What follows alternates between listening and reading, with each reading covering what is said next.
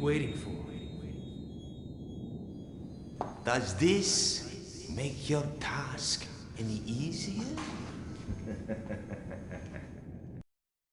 Welcome to the final supplement. It's time to take a look at what happens if we make the wrong choice. Since after all, Adam Randall, he's wanted to kill Florentine for a while, and now he finally has the weapon that he can use to do it. So let's try to get the priest from behind.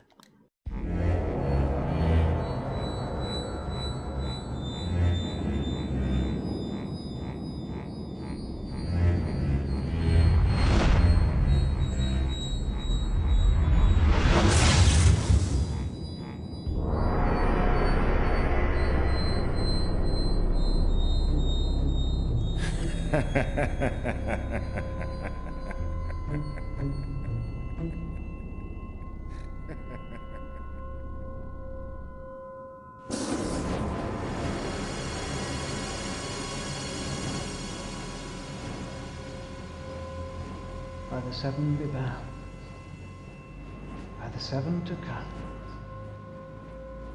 the power of one.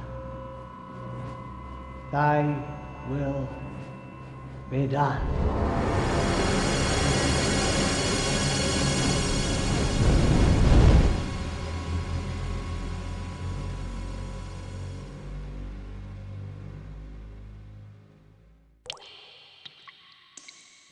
And so that's the bad ending.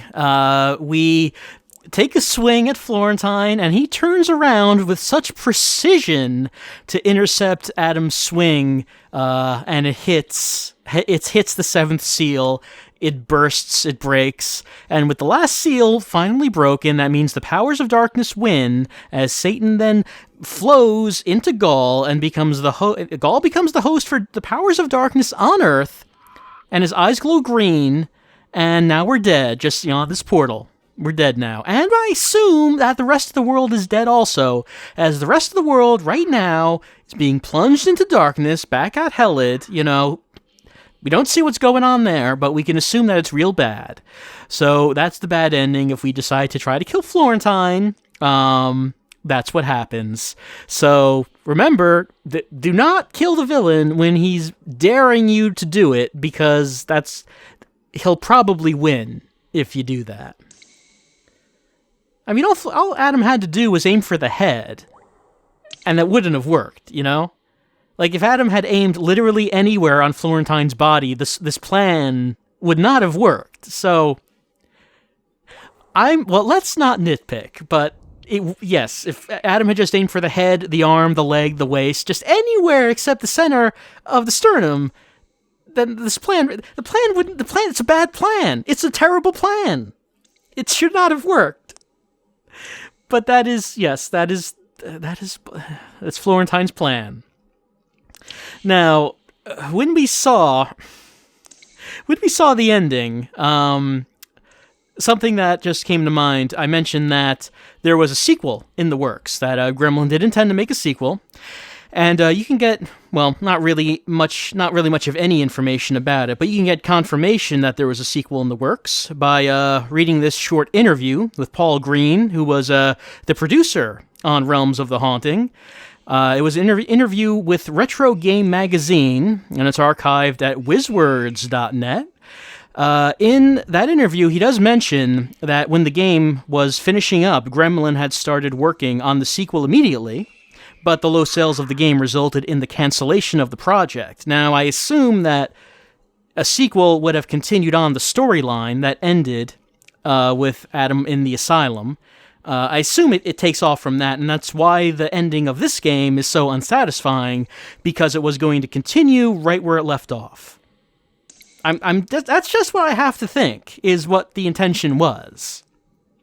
And also something to be mentioned is Paul Green does confirm that an hour of FMV footage needed to be cut from the final game, apparently not due to budgetary constraints in terms of filming the FMV, but because they needed to keep the number of discs down, to keep the production costs down when they were actually pressing the discs.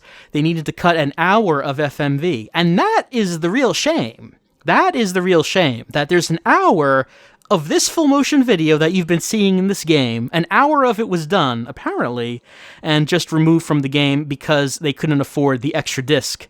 Or maybe more than one disc, I don't know. They couldn't afford the extra discs that it would have required to be able to get that in the finished game.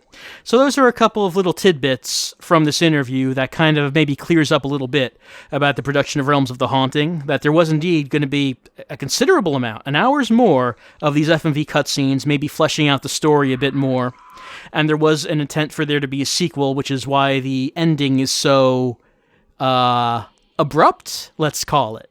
It's an abrupt ending. Maybe an unsatisfying ending, some would call it.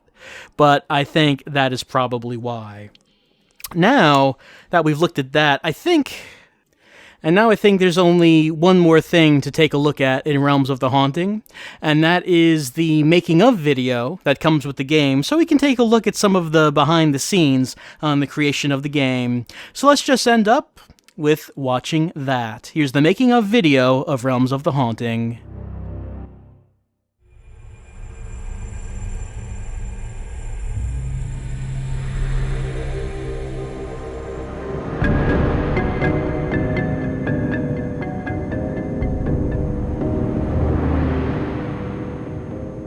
Well, with Broth, we tried to produce a horror film, design a game that could scare people, but without being silly and gory. It's got to be something that had a nice story and you felt as though you're living in a scary house, for example.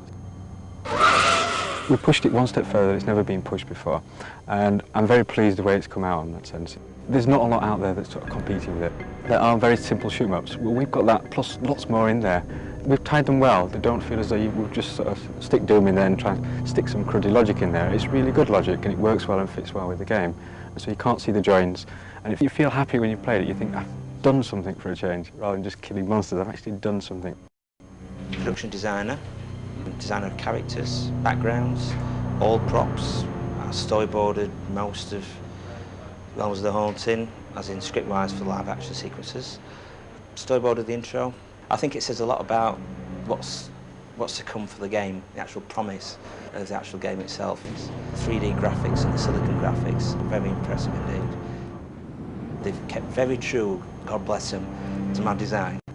Actually construct physically the rooms themselves, build them up using the Roth editor, and then after that put the actual textures on the wall, develop them in D-Paint and 3ds and Photoshop. They just build the entire environment. It's a really sort of interesting feature of the game that you can go from such extremes of one location to the other. Realms of the Haunting is played in the first-person narrative, first-person perspective. It's a cross, really. It's a hybrid between your shoot-'em-up arcade-style games and your traditional adventure-style games. It's a point-and-click as well. Colt 45, semi-automatic handgun. It's a huge game, massive. Sound-wise, it's a very rich project indeed.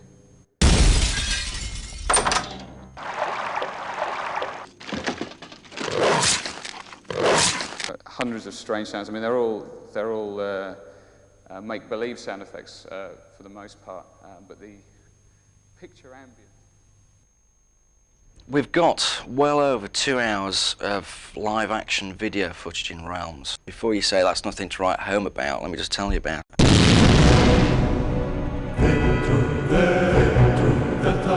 Basically, it's been a 7-week shoot, which is the length of a feature film.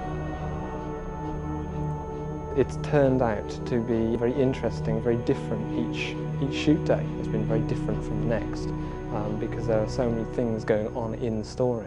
It's great fun when you've got so many different featured roles, so many villains, in that one week you might have Florentine around, next week you have Belial, and each of these actors come in and they're very entertaining and they have a great time. They really love working on a horror project because it's very different, very out of the ordinary. Apparently there's 4 or 5 people putting in a bid for Adam's jacket, but his coat. And Florentine's cane. Yes, I think I might take the coat with me. There's a lot you have to tune very short space of time. I'm not used to acting for 2 minutes and then standing around for 35 minutes. Once the mould's made, we inject a liquid foam latex, bake it in an oven, and you'll get an appliance which comes out, which is soft and pliable. which you can glue onto an actor's face. The other props we've done, we've got the designs from Gremlin. The hardest effect was 2 feathers to drop in front of a camera, which took about a day to do. We're constantly trying to drop these feathers at Adam's feet and Rebecca's feet, and we had like a special design feather dropping stick, which basically was a pole with 2 holes in it, and we used to rotate it and shake it and the feathers would drop out. It was probably the hardest shot we had to do.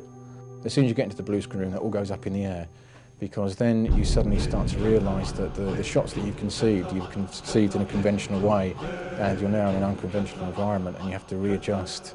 You don't have to be computer literate, but you have to be aware of what the Ultimate can achieve, what the game engine is capable of doing. Animations can be used in a certain sequence, sprites can be imported, a variety of things that are indigenous to the computer environment.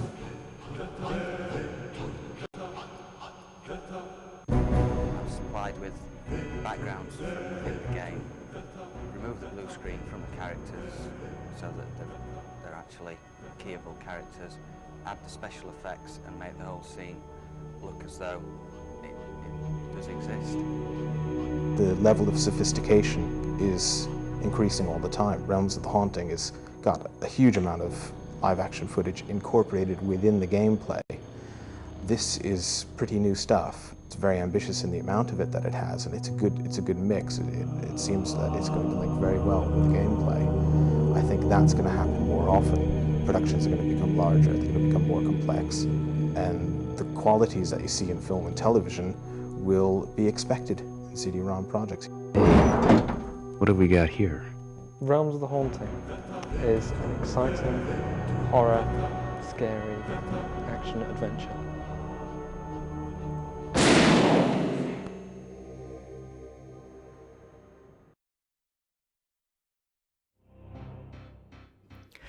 And that's really it, I think. I believe that's the very last thing to take a look at.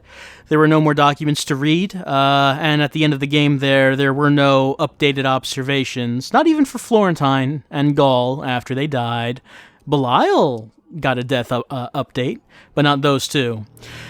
So, I guess that's everything I can think of. That's the bad ending, and we saw the making of video here. So, I believe it's really time to say goodbye to Realms of the Haunting and the good times that it's brought to us. Again, I hope you've enjoyed watching it, and I've enjoyed playing it, and I've enjoyed recording it for you. But that's Realms of the Haunting. This time it really is the end. So I'll see you next time for another game. But not Realms, because Realms is done. Let us always remember Florentine's really, really bad plan. We'll always remember that. We'll always remember that.